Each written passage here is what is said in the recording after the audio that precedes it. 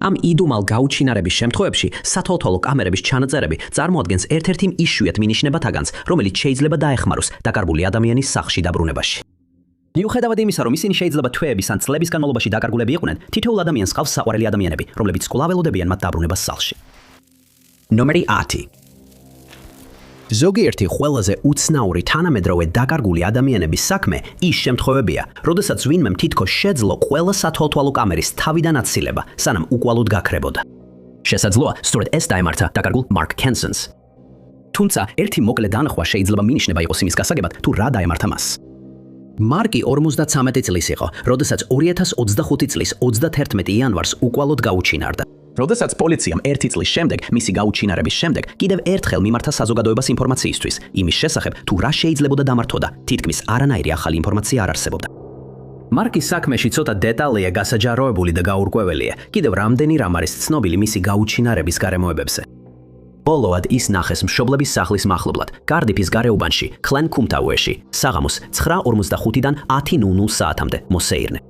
ზუსტად ვინ ნახა მარკი უცნობია, ისევე როგორც ის მდგომარეობა, რომელშიც ის იმ დროს იმყოფებოდა, როცა გაუჩინარდა. ზუსტი ბოლო ნახვის მიხედვით ის იყო კაპიტნის ბილიგზე და ბრონსონ კრესენტის მიმართულებით მიდიოდა. ეს მარკს პატარა ბალახიან ტერიტორიაზე გადაიყვანდა, სადაც მხოლოდ ფეხით მოსიარულეთა ბილიკია. ორივე ტერიტორია საცხოვრებელია, რაც ზღუდავს ავს იმ რაოდენობის სათვალთვალო კამერების ჩანაწერებს, რომლებსაც პოლიცია შეძლებს გაანალიზოს. მარკის გაუჩინარების შემდეგ პოლიციამ გადაამოწმა ის სათვალთვალო კამერების ჩანაწერები, რომლებიც შეიძლებოდა ტერიტორიაზე ეპოვათ. მიწისძევნად ჩატარდა ყურადღება გამახვილდა იმ ადგილებზე, სადაც მარკი ბოლოს ნახეს, ასევე ბალახიან ტერიტორიაზე და ახლომდებარე მცირე ტყის მასივებზე, სადაც ადამიანს შეეძლო დამალვა თუ საფრთხეში აღმოჩნდებოდა. მაგრამ მარკის ან მისი ნიუთების კვალი ვერ აღმოაჩინეს. პოლიციამ ასევე მიმართა საზოგადოებას, რომ შეეტყობინებინათ მარკის შესაძლო ნახვის შემთხვევაში. მიღებული იყო რამდენიმე შეტყობინება, მაგრამ არც ერთი არ დადასტურდა, რომ დაკარგული მამაკაცი იყო. მარკის ცოლი ანჯელა პოლიციასთან ერთად მიმართავს საზოგადოებას ინფორმაციისთვის. გამოძიების ფარგლებში პოლიციამ ანჯელას აჩვენა შესაძლო ვიდეო კამერების ჩანაწერები. მხოლოდ ერთი მათგანი ვერ გამოირიცხა. ჩანაწერში ჩანს, როგორ გადის მამაკაცი ღამით ტექსაკოს ბენზინგასამართი სადგურის გვერდით. მამაკაცი შორიდან ჩანდა და ზურგით იყო კამერისკენ. მისი მუქი ტანსაცმელი ართულებს ამოცნობას და ვერც პოლიციამ, ვერც ანგელამ ვერ დაადასტურეს, იყო თუ არა ეს მარკი. შემთხვევა მოხდა 2 თებერვალს, რამდენიმე დღის შემდეგ, რაც მარკი ბოლოს ნახეს სენტ-მელანში, კარდიფის სხვა ნაწილში. თუ ეს მარკი იყო, ეს შემთხვევა კიდევ უფრო მეტ კითხვას აჩენს იმის შესახებ, სად იმყოფებოდა ის ამ დღეებში და როგორ მოახერხა კამერაზე გამოჩენის თავიდან აცილება. უფრო მნიშვნელოვანი კი ის კითხვაა, თუ სად წავიდა მარკი მას შემდეგ, რაც კამერის ხედვას გასცდა. ინფორმაციის მისაღებად წლის თავის მიმართვის დროს სათვალთვალო კამერის ჩანაწერი არ იყო ნახსენები. მარკის ოჯახი ამბობს, რომ ის ჩვეულებრივ ცხოვრობდა და ვერაფერს ეხსენებენ, რის გამოც მას გაუჩინარება მოუნდებოდა. მისი აღწერით, მისი სიმაღლეა 5 ფუტი და 7 ინჩი. ბოლოს კი ეცვა ლურჯ ნაცრისფერი კაპიუშონიანი სპორტული კოსტუმი და თეთრი პუმას ფეხსაცმელები მწვანე დეტალებით. ვინც რაიმე ინფორმაციას ფლობს ამ საქმესთან დაკავშირებით, სთხოვენ დაუკავშირდეს სამხრეთ უელსის პოლიციას, მათი ვებგვერდის საშუალებით southwalespolice.uk-ზე ან დარეკოს ნომერზე 111 და მიუთითოს სარეფერენსო ნომერი 2,500,033,959.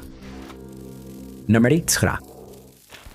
როდესაც პიტერ ედვარდსი თავის სახლიდან სკოუნში, შოტლანდიაში გავიდა, მის ოჯახს ეგონა, რომ რამდენიმე საათში დაბრუნდებოდა, მაგრამ თითქმის 10 წლის შემდეგაც კი ზუსტად სად წავიდა პიტერი იმ დღეს, კვლავ საიდუმლოდ რჩება. პიტერი სკოუნის პატარა საზოგადოების კარგად ცნობილი და საყვარელი წევრი იყო. ის პასტორი იყო ადგილობრივ ფერთის ქრისტიანულ თანამეგობრობაში, რომლის დაარსებაშიც 1980-იან წლებში თავადაც მიიღო მონაწილეობა. ის მუშაობდა ეკლესიის წიგნის მაღაზიაში და ცნობილი იყო თავისი სიკეთითა და მეგობრულობით. მას ხშირად ხედავდნენ სამსახურში კლიენტებთან საუბრისას. მის ცხოვრებაში ცნობილი პრობლემები არ არსებობდა და მისი გაუჩინარება სრულიად მოულოდნელი იყო. 2016 წლის 1 ნოემბრის დილას პიტერმა დატოვა სახლი და ოჯახს უთხრა, რომ სამსახურში მიდიოდა. მაგრამ ამის ნაცვლად 65 წლის კაცმა სახლის კართან დატოვა, გასაღებები და წავიდა. მან ნომერი 7-ის ავტობუსით ახლომდებარე პერჩი იმგზავრა და დილის 7:43 საათზე ლოვატის სასტუმროსთან ჩამოვიდა. ის სასტუმროში არ შესულა, არამედ ქალაქის ცენტრისკენ წავიდა. პერთი იყო ადგილი, რომელსაც პიტერი კარგად იცნობდა. ქალაქში იყო ეკლესიის მიერ მხარდაჭერილი კაფე, რომელსაც ის ხშირად სტუმრობდა, მაგრამ იმ დღეს დაკარგული კაცი იქ არ გაჩერებულა.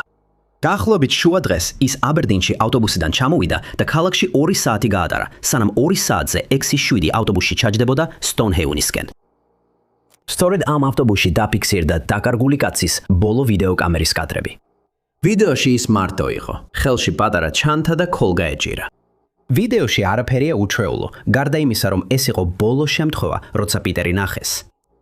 ის ავტობუსიდან 3:20-ზე ჩამოვიდა და თითქოს ჰაერში აორთქლდა. მაგრამ ამ დროს, ნოემბრის 1 შუადღეს შოტლანდიაში თითქმის მზის ჩასვლის დრო იქნებოდა და სტოუნჰეივენში დღის გასატარებლად მისვლა უკვე გვიანი იქნებოდა. პიტერს ჩანთა ჰქონდა თან, მაგრამ ის საკმარისი არ ჩანდა ღამის გასათევად. როცა პიტერი იმ საღამოს სახლში არ დაბრუნდა, მისმა ოჯახმა პოლიციას მიმართა. მაშინ აღმოაჩინეს მისი უცნაური ავტობუსის მარშრუტი.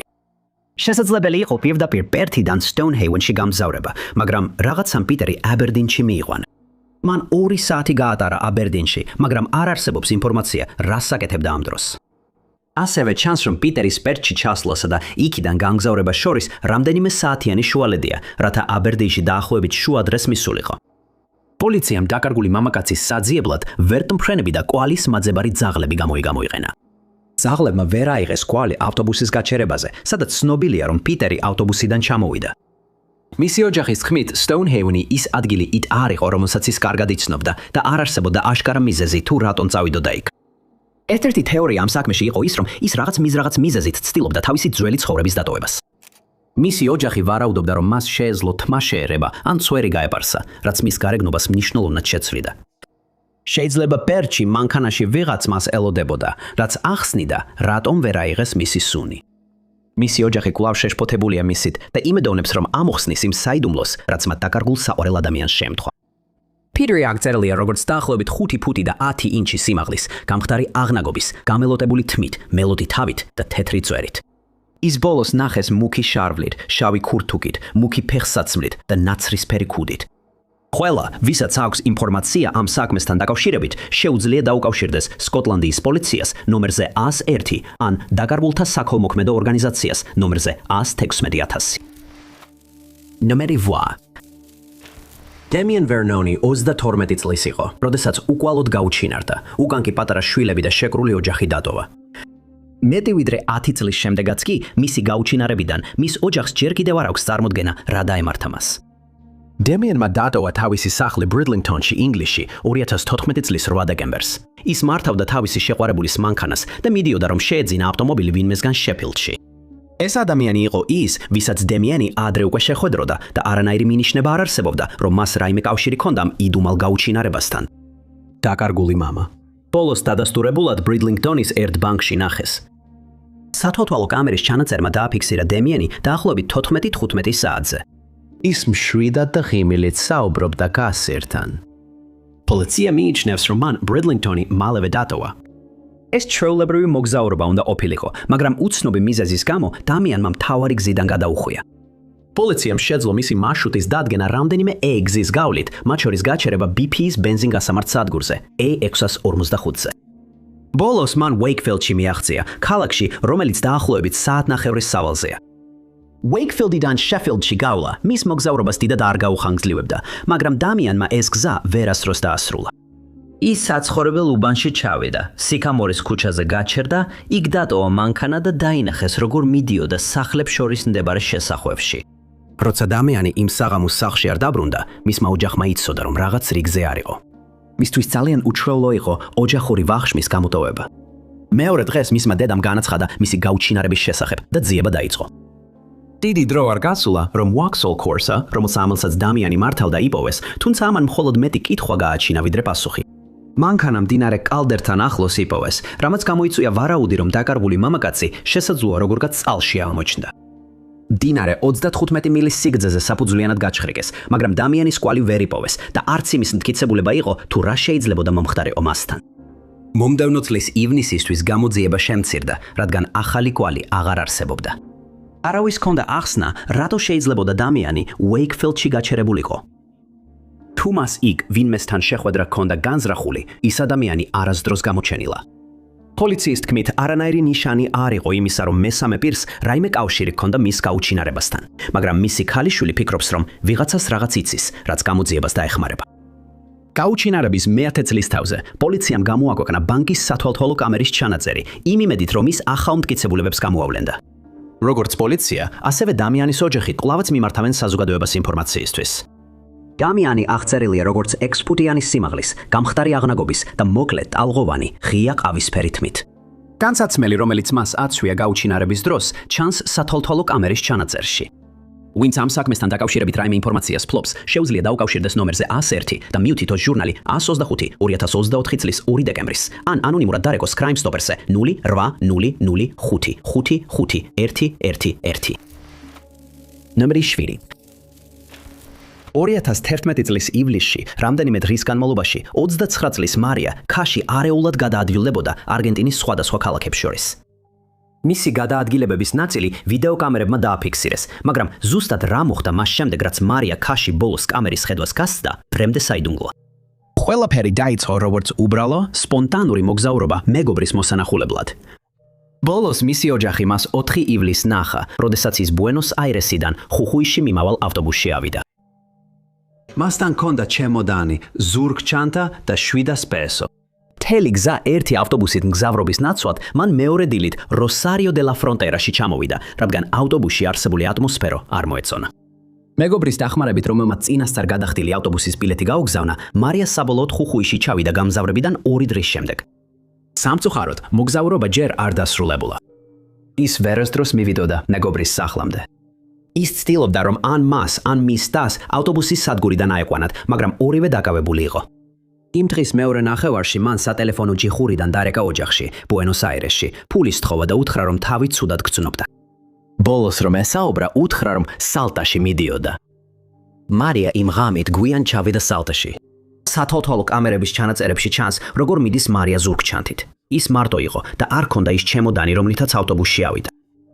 7 ივლისს ღამის 1:15 საათზე მარია სალტას საავადმყოფოში მივიდა და თქვა, რომ თავი ცუდად გრძნობდა. მან თავისი გვარი არ უთქვამს და სანამ ექიმი მის მიღებას მოასწრებდა, მარია უკვე წასული იყო. მეორე დღეს მარიამ ოჯახის წევრებს ელ-პოსტით სთხოვა მეგობრებისა და ნათესავების ტელეფონის ნომრები. ეს იყო ბოლო შემთხვევა, როცა მათ მისგან რამე მოისმინეს. სათვალთვალო კამერების ჩანაწერებმა და მოწმეების ჩვენებებმა დროის ხაზი კიდევ ცოტა გააგრძელეს. მარიამმა სამხრეთის მიმართულებით სხვადასხვა სატვირთო მანქანაში ავტოსტოპით იმგზავრა. ერთ-ერთი მზღოლის თქმით, მარია ჩუმად იყო და მგზავრობისას უცნაურ მდგომარეობაში ჩანდა. მან უთხრა, რომ ტუკუმანის საზღვარზე ვიღაცას უნდა შეხვედროდა, მაგრამ ასეთი შეხვედრის შესახებ არაფერია ცნობილი. ბოლო მძღოლი იყო მამაკაცი, სახელად ჰექტორ რომერო. მან განაცხადა, რომ ქალი 14 კილომეტრი ატარა და ჩამოსვა დე ფუნდა კორიას სალოცავთან ახლოს, ეროვნულ გზატკეცილ 34-ზე. ეს მარიას ბოლოს ცნობილი დაფიქსირება იყო. რომერო ამტკიცებდა, რომ იქ ახლო-მახლო სხვა სატვირთოებიც იყვნენ, მაგრამ არავინ გამოჩენილა, ვინც განაცხადებდა, რომ მარიას წაიყვანა. მარია დაკარგულად გამოცხადდა 8 ივლისს, როდესაც ოჯახთან კონტაქტი დაკარგა. მისი ქცევა ბოლო ხილვამდე დღეებში არასტაბილური იყო და მისი ძებნა მაშინვე დაიწყო. სათვალთვალო კამერების ჩანაწერებმა შეძლეს იმ მძღოლების მონათხრობების დამოწმება, რომლებმაც ის იმ დღეს ნახეს, მაგრამ რომეროს მონათხრობი სრულად ვერ დადასტურდა და მან თავისი ამბავი რამდენჯერმე შეცვალა. 2024 წელს რომერო დააკავეს, მაგრამ მის წინააღმდეგ საქმე მტკიცებულებების არარსებობის გამო შეწყვიტეს. თუნდაც მარია გზაზე გაცნობილი ვინმესგან დანაშაულის მსხვერპლი გამხდარიყო, ეს მაინც ვერ ახსნიდა მის უცნაურ ქცევას მანამდე.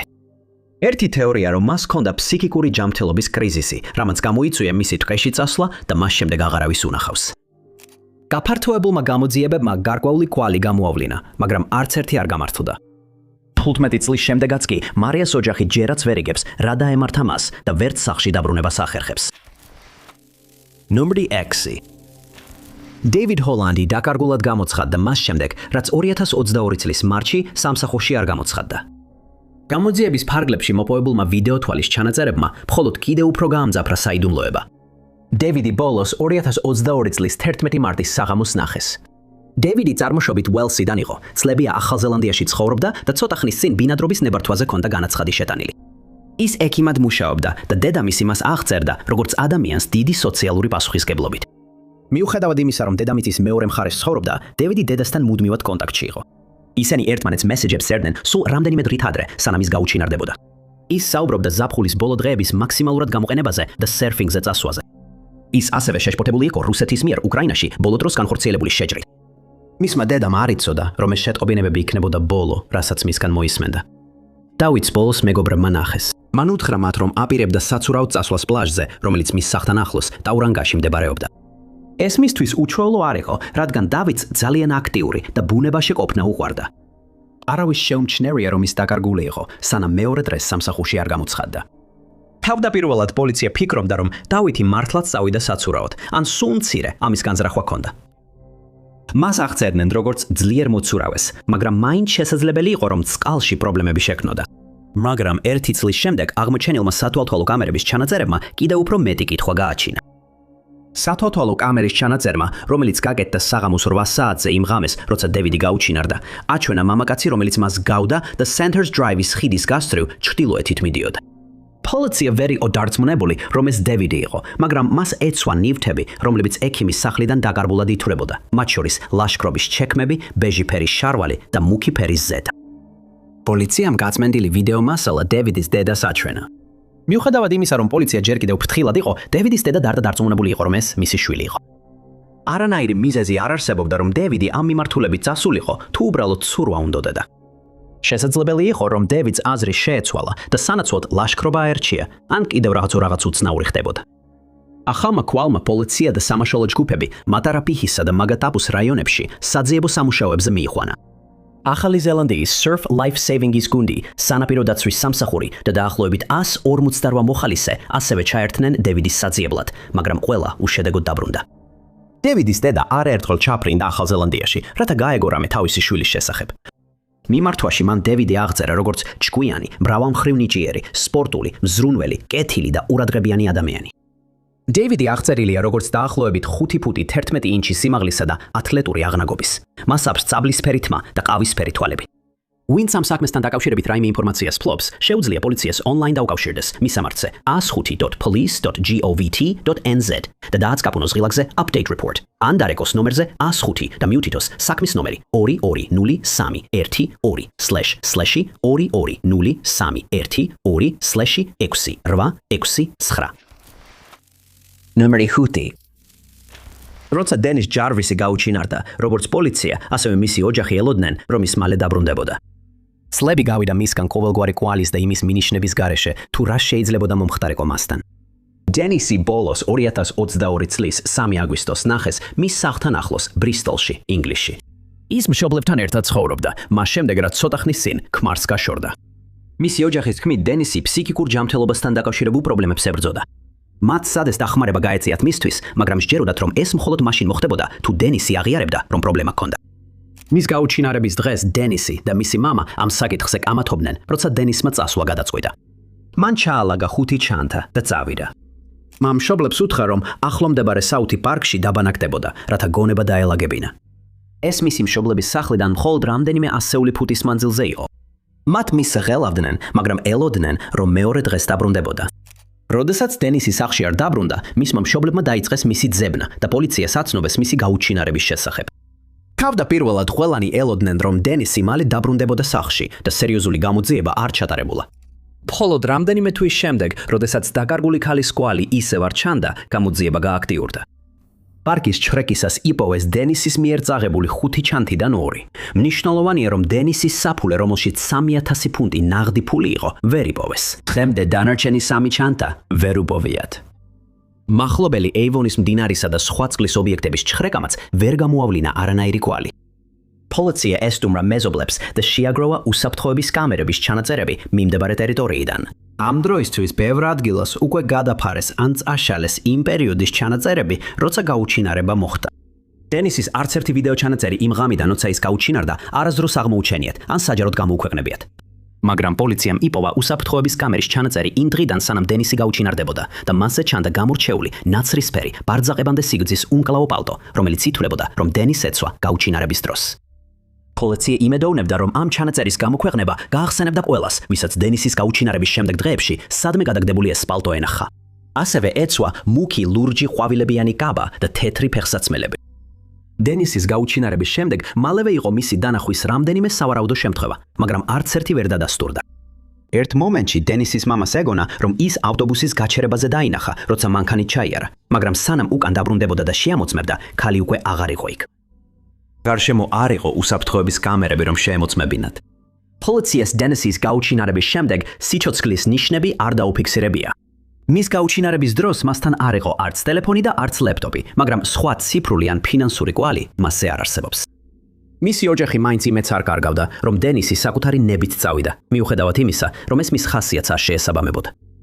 მათ სთხოვეს, რომ თუნდაც სახლში დაბრუნება არ უნდოდა, მაინც დაეტოვებინა მათთვის წერილი, რომ ეცნობებინა უსაფრთხოდ იყო. დენისი აღწერილია როგორც 5 ფუტი და 5 ინჩის სიმაღლის, გამხდარი აღნაგობის, გრძელი ქერა თმითა და ცისფერი თვალებით. ყველას, ვისაც აქვს ინფორმაცია ამ საქმესთან დაკავშირებით, შეუძლია დაუკავშირდეს ნომერზე 101, მიუთითოს სარეფერენსო ნომერი 522286376. ან გამოიყენოს პოლიციის ონლაინ პორტალი ინფორმაციის გასაზიარებლად. ნომერი 4. რენცო ბულჰედი იყო გაერთიანებული ტომების ტექნიკური კოლეჯის სტუდენტი, რომელიც გაზაფხულის არდადეგებზე სახლში დაბრუნდა, როდესაც მოულოდნელად გაუჩინარდა. მაგრამ რამდენიმე კვალი დატოვა იმის შესახებ, თუ რა შეიძლებოდა მომხდარიყო მასთან. რენცო გაუჩინარების დროს 20 წლის იყო. ის Standing Rock სუების ტომის წევრი იყო და სამხრეთ დაკოტას ქალაქ McLaughlin-ში გაიზარდა. სკოლის დასრულების შემდეგ რენცო ჩაეწერა გაერთიანებული ტომების ტექნიკურ კოლეჯში, ჩრდილოეთ დაკოტაში, რათა შეესწავლა შედუღება. მისი ოჯახის თქმით, სკოლაში ან პირად ცხოვრებაში აშკარა პრობლემები არ ქონია. ის სკოლისთვის ბისმარკში გადავიდა, მაგრამ გაზაფხულის არდადეგებზე McLaughlin-ში დაბრუნდა. მისმა დედამ მედიას უთხრა, რომ რენცოს ის კვირა წვეულებებზე არ გაუტარებია, არამედ სახლში მომზადებულ საჭმელს მიირთმევდა და ოჯახთან ერთად ატარებდა დროს. მარტის 16-ს რენცოს დედამ იგი მის საერთო საცხოვრებელში წაიყვანა, რომ რამდენიმე ნივთი დაეტოვებინა და ამის შემდეგ დათანხმდა, რომ მეგობრებთან შეხვედრაზე წაეყვანა, რომლებიც მანდანში ცხოვრობდნენ. ისინი იყვნენ ადამიანები, რომლებსაც რენცო მთელი ცხოვრება იცნობდა, მაგრამ რენცოს დედა მაინც ხელავდა მათზე. ისინი არ იყვნენ სტუდენტები, როგორც მისი შვილი, და მას აშინებდა, რომ შეიძლებოდა რენცო პრობლემებში გაეხუია მათ გამო. როცა რენცო ჩამოსვეს, მისმა მეგობრებმა დედას დაუმშვიდეს, რომ არაფერს საშიშს არ აპირებდნენ. ზუსტად რა გააკეთეს უცნობია, მაგრამ ღამის განმავლობაში ერთ მომენტში რენცო Snapchat-ის ლოკაცია გაიყინა რკინიგზის ხიდზე, რომელიც მანდანს და ბისმარკს აერთებს. ის მთელი ღამე იქ დარჩა უძრალად. თავდაპირველად რენცოს ოჯახმა ვერაფერი შეამჩნია, მაგრამ როცა ის გაკვეთილებზე არ გამოჩნდა, აშკარა გახდა, რომ რაღაც შეემთხვა. Snapchat-ის რუკამ ყურადღება მიიპყრო სარკინიგზო ხიდზე და ვიდეო თვალის ჩანაწერები სხვადასხვა კუთხიდან იქნა აღებული, ხოლო პოლიციამ 70 საათზე მეტი მასალა გადაამოწმა. კადრებში ჩანს, როგორ მიდის რენცო მარტო ლიანდაგებზე. ის ტელეფონს უყურებდა და მისი ოჯახი ფიქრობდა, რომ იმ დროს, როცა კადრები გადაიღეს, ის Snapchat-ში თავის შეყვარებულს წერდა. ეს Snapchat შეტყობინებები პოლიციას გაუზიარეს. დაახლოებით 20 წუთის შემდეგ, რაც რენცო კამერამ დააფიქსირა ხიდის დასავლეთ მხარეს გადამავალს, აღმოსავლეთის წყლის არხის კამერაზე რაღაც უცნაური შენიშნეს. ვიდეო მასალა რთული გასარჩევი იყო, მაგრამ შორიდან ჩანდა თითქოს რაღაც წყალში ჩავარდავარდა. კამერამ დააფიქსირა შხეფი, მაგრამ ვერ დააფიქსირა რამ გამოიწვია იგი. რენცოს ოჯახს არ სჯეროდა, რომ ის განზრახ შევიდოდა წყალში, მაგრამ შეიძლებოდა ჩავარდნილიყო. მაგრამ მის დედას არ სჯერა, რომ რენცო ნამდვილად შევიდა იმ წყალში. მან მედიას უთხრა, რომ იმ შხეფისთვის შეიძლება თევზი ყოფილიყო პასუხისგებელი. პოლიციამ და მოხალისეებმა გაჩხრიკეს მდინარის მიმდებარე ტერიტორიები, მათ შორის ის ადგილი, საიდანაც შხეფი მოდიოდა. ერთი თეორია იყო, რომ რენცო მდინარიდან გაათრიეს და სუნის ძებნისთვის სპეციალური ძაღლები მოიყვანეს. სკლისქვეშა ძებნაც ჩატარდა. ხიდზე სამშენებლო სამუშაოები მიმდინარეობდა, რაც იმას ნიშნავდა, რომ ზოგიერთი ტერიტორია მიუცდომელი იყო რენცოს გაუჩინარებიდან რამდენიმე თვის განმავლობაში და როცა საბოლოოდ იქ ძებნა ჩატარდა, არაფერი აღმოაჩინეს. რენცო უკვე 1 წელზე მეტია დაკარგულია, მას შავი თმა და ყავისფერი თვალები აქვს. ბოლოს ის შავ ნაცრისფერ უჯრედებიან პიჟამოს შარვალში, შავ სპორტულში და შავ ბალიშებიან ქურთუკში იყო გამოწყობილი. ვინც ამ საქმესთან დაკავშირებით რაიმე ინფორმაციას ფლობს, შეუძლია შეტყობინება გააგზავნოს ნომერზე 847 4111 ან დარეკოს ნომერზე 1833 560 2065. Number 3. 2001 წლის ნოემბერში რეიმონდ სკოტი უჩვეულო გარემოებებში უკვალოდ გაუჩინარდა. 10 წელზე მეტი ხნის შემდეგ პოლიციამ გამოაკვეთნა სათვალთვალო კამერის ჩანაწერი მამაკაცის, რომელიც მათი აზრით შეიძლება ამოხსნას ეს საიდუმლო. რეიმონდ სკოტი ბოლოს ნახეს 2001 წლის 16 ნოემბერს. ის თავის ძმას ეხმარებოდა სახლის რემონტში ლონდონის ჰაროუს რაიონში. მან დატოვა სახლი თავისი თეთრი Ford Transit-ის ფურგონით ნომრის ნიშნით D346 DPR. ეს იყო ბოლო შემთხვევა, როცა ვინმემ ეს დაკარგული კაცი ნახა.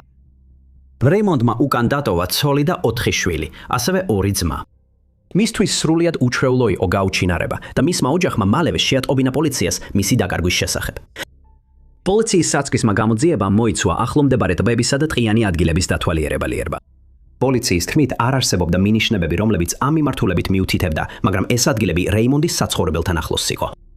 ცოტა ხნის შემდეგ რეიმონდის ფურგონი იპოვეს, რომელიც მოზარდებმა გასართობად წაიყვანეს და შემდეგ მიატოვეს. პოლიციამ სწრაფად გააცნობიერა, რომ ახალგაზრდებს ამ გაუჩინარებასთან კავშირი არ ჰქონდათ, მაგრამ მათი ქმედებები საქმეს ხელს უშლიდა. შეუძლებელი იყო გაგეგო, რა მდგომარეობაში იყო ფურგონი დატოვებული და მართლა რეიმონდმა მიიყვანა თუ არა იქამდე, სადაც მოზარდებმა იპოვეს. თუმცა მათ შეეძლოთ ეთქვათ, სად იპოვეს ფურგონი. მათ პოლიციას უთხრეს, რომ მიკროავტობუსი აირეს Field and Roads-ზე ისტკოტში, რაც სატრანსპორტო ინსპექტორმაც დაადასტურა. პოლიცია ფიქრობდა, რომ ის შეიძლება მაღაზიების უკანდებარე მომსახურების გზაზე იდგა იმ დრიდან, რაც რეიმონდი გაუჩინარდა. სადაც რეიმონდი აპირებდა წასვლას ძმის სახლიდან გასვლის შემდეგ, დღემდე საიდუმლოდ რჩება. ნათესავების თქმით, მას შეიძლება დაგეგმილი ჰქონდა ბაღის გაწმენდის სამუშაო ჰილინგტონის ან ჰაროუს რაიონში. ის თვითდასაქმებული იყო და სხვადასხვა სამუშაოს ასრულებდა, რის გამოც მისი სამუშაო გრაფიკის დადგენა რთული იყო. ინფორმაციის მოწოდების თხოვნით პოლიციამ სთხოვა ყველას, ვისაც შესაძლოა რეიმონდი დაექირავებინა, გამოჩენილიყვნენ და რამდენიმე თვის შემდეგ მისი გაუჩინარებიდან ოჯახმა მიიღო შემაშფოთებელი შესაძლო კვალი ან საქმეში. 2002 წლის 28 აპრილის დილით ვიღაცამ სატელეფონო ჯიხურიდან დაურეკა რაიმონდის უფროს ძმას და მისმა ძმამ ეს ზარი დამაშინებლად აღწერა. დამრეკავმა უბრალოდ თქვა, ან დაგიჭირეს, ან შემდეგი შენ ხარ. საუბარი სატელეფონო ჯიხურიდან, რომელიც მდებარეობდა South Harrows მეტროსადგურში, განხორციელდა.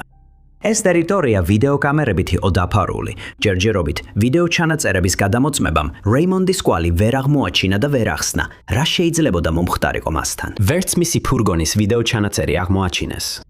მაგრამ მეტროს სადგურის ვიდეო ჩანაწერი უფრო გამოსადეგი აღმოჩნდა.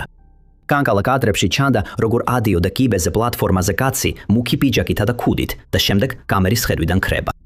ეს იყო ის ადამიანი, რომელიც პოლიციას ჯეროდა, რომ ზარი განახორციელა. რეიმონდის ძმამ წლები გაატარა პოლიციის დარწმუნებაში, რომ ეს ვიდეო ჩანაწერი საზოგადოებისთვის გაეშვათ და მხოლოდ 2014 წელს შეუსრულდა ეს სურვილი. რეიმონდის საქმე გამოჩნდა ტელეშოუში Crime Watch და მასში შედიოდა სათვალთვალო კამერის ჩანაწერიც. ამ დროისთვის ინფორმაციისთვის, რომელიც პასუხისმგებელი პირის დაკავებასა და გასამართლებას გამოიწვევდა, ჯილდოს თანხა 20,000 ფუნტამდე გაიზარდა და ამ დროისთვის პოლიცია დარწმუნებული იყო, რომ საქმე დანაშაულს უკავშირდებოდა. მაგრამ მიუხედავად მოწოდებისა, მამაკაცი ჯერ კიდევ დაუდგენელია და რეიმონდი კვლავ დაკარგულია. რეიმონდი დაკარგვის დროს იყო 5 ფუტი და 7 ინჩი სიმაღლის და გამხდარი აღნაგობის.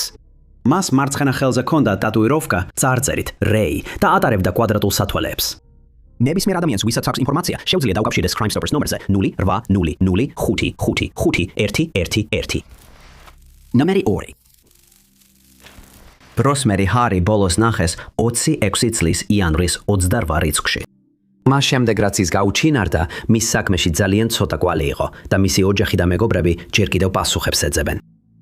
ბროსმერი იყო ძირძველი მოსახლეობის წარმომადგენელი ქალი, რომელიც ცხოვრობდა დანკანში, ბრიტანეთის კოლუმბიაში, მისი გაუჩინარების დროს. ის ცდილობდა თავისი ცხოვრების გაუმჯობესებას და ცოტა ხნის წინ საუკეთესო მეგობართან ერთად ბინაში გადავიდა საცხოვრებლად. იმ დღეს, როცა ბოლოს ნახეს, მისმა ოთახის მეგობარმა ის დანკანის ცენტრში მიიყვანა, რომ სოციალური მუშაკი შეხვედროდა.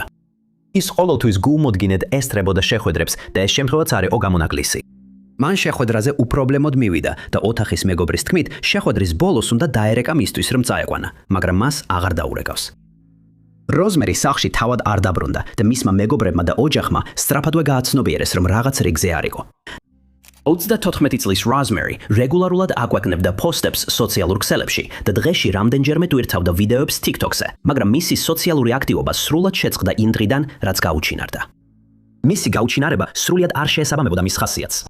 მეგობრებისა და ოჯახის წევრების თქმით, ის იყო ბედნიერი, კომუნიკაბელური და დამხმარე ადამიანი, რომელიც ბოლოს დადებით განწყობაზე იმყოფებოდა.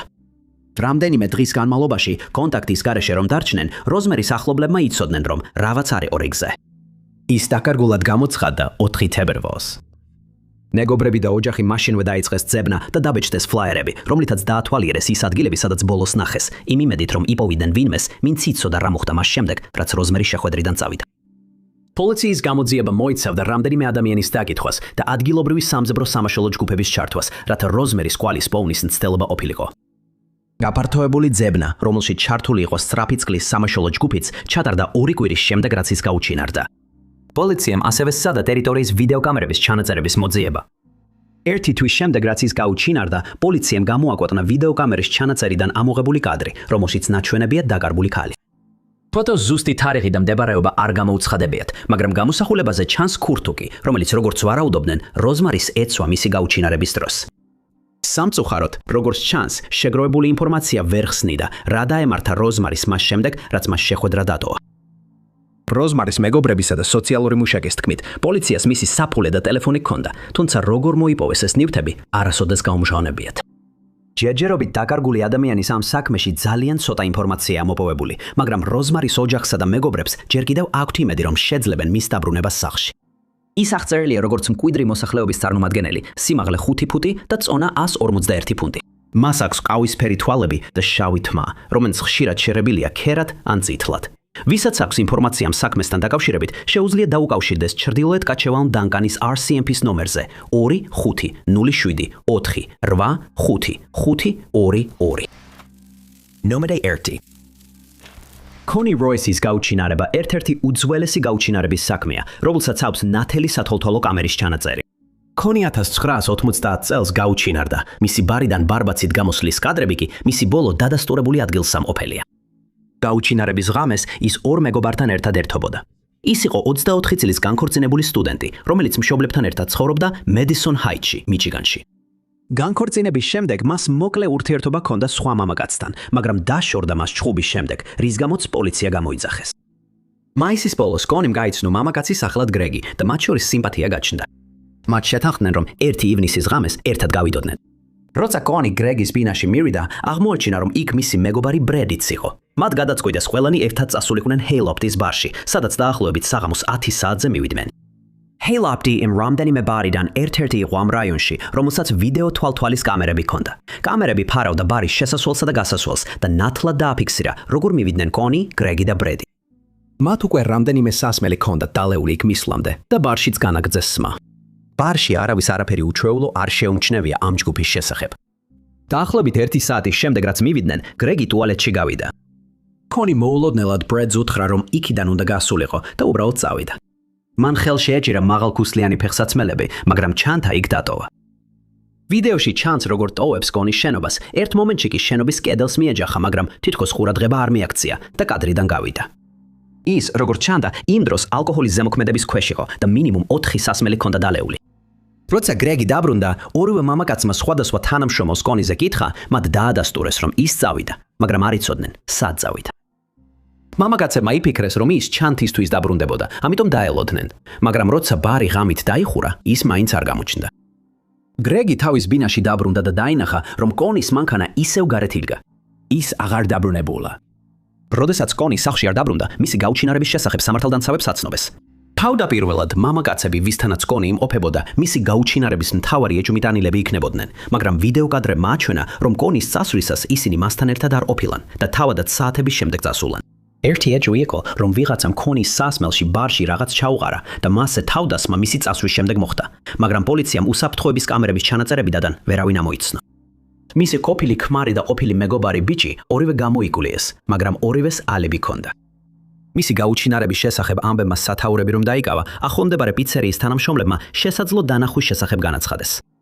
ქალი, რომელიც კონის აღწერილობას შეესაბამებოდა, დაახლოებით ღამის 11-სა და 15 წუთზე სატელეფონო ჯიხურს იღენებდა. ტელეფონი ბარიდან მხოლოდ ერთ კვარტალში იყო. ახლოს შენიშნეს 1970-იანი წლების ბოლოს გამოშვებული მანქანა, მაგრამ უცნობია, აქვს თუ არა ამას კავშირი გაუჩინარებასთან. ესევე შესაძლებელი იყო, რომ კონი რაიმე სახის ავარიაში მოხდა. მდინარე კლინტონი ახლოს მიედინებოდა იმ ადგილთან, სადაც ბოლოს კონი ნახეს.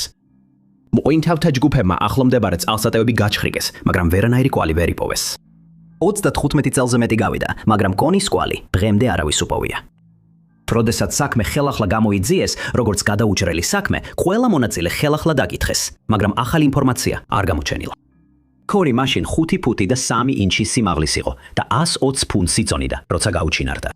მას ეცვა შავი უსახელო მოკლე ქაბა ყვავილებიანი ქვედა ბოლოთი. მის მაჯაზე ჰქონდა ფუტკრის ტატუ, ხოლო მარჯვენა მხარზე 2 სახელი და გული. მას წინაკბილებს შორისაც ჰქონდა დაშორება. ვისაც აქვს ინფორმაცია ამ საქმესთან დაკავშირებით, შეუძლია დაუკავშირდეს მაკომბის ოლქის შერიფის დეტექტივების ბიუროს ნომერზე 58603795358. დიდი მადლობა რომ მოგვარეთ. თუ მოგეწონათ ეს ვიდეო, აუცილებლად დააწექით ლაიქის ღილაკს. ესევე არ დაგავიწყდეთ გამოიწეროთ არხი და დააჯეროთ ჩატობინების ზარს, რომ არ გამოგჩეთ ჩვენი მომავალი ვიდეოები. მე ვარ Top 5 Unknowns და შემდეგ ვიდეოში ისევ შეგხვდებით.